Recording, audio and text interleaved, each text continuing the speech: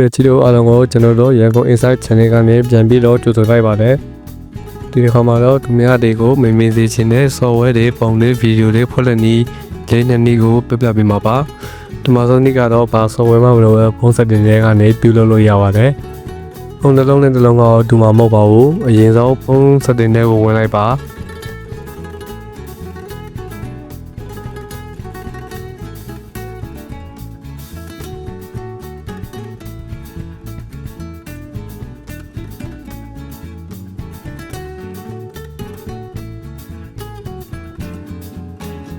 ပြီးရင် privacy တဲ့ဝင်လိုက်ပါပြီးရင်တော့ upload ဆိုတာလေးကိုရှာပေးပါ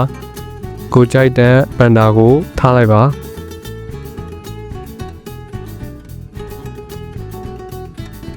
ပြီးရင်ကိုလောက်ခတ်ထားတဲ့ app လေးကိုရွေးလိုက်ပါဒါဆိုရင်တော့ရပါပြီဒီလောက်ခတ်ထားတဲ့ app တွေကိုလုံးဖွင့်ပြီးမှဝင်လို့ရမှာဖြစ်ပါတယ်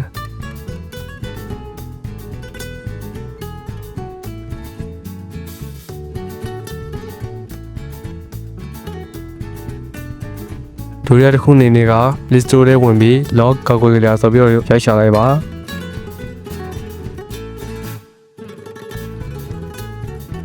ဒီ application လေးကို down လိုက်ပါ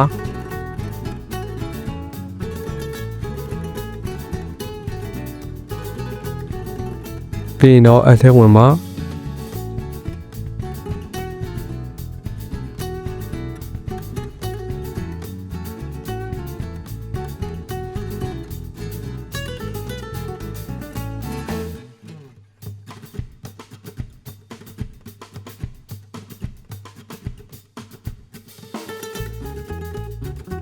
profile နဲ့ permission တွေကိုဖွင့်မိလိုက်ပါ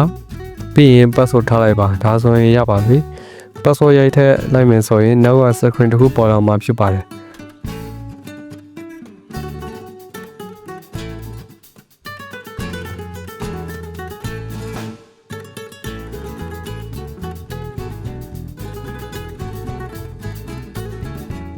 ဖြတ်ထားတဲ့အတိုင်း application တွေကိုယ်တိုင် download ဆွဲလို့ရပါတယ်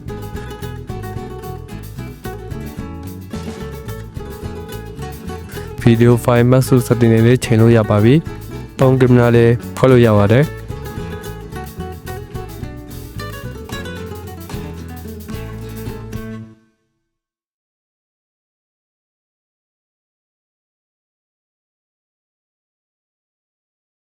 ဖြည့်ချင်တော့အမိုက်ပုံလေးကိုနှိပ်ပြီးတော့ပြင်ပြလို့ရပါတယ်။ဟုတ်ကဲ့ပါဒီနေ့ကြောင်းလေးကဒီလောက်ပါပဲ။အဆုံးထိကြည့်အပေးကြတဲ့အတွက်ကျေးဇူးပါတယ်။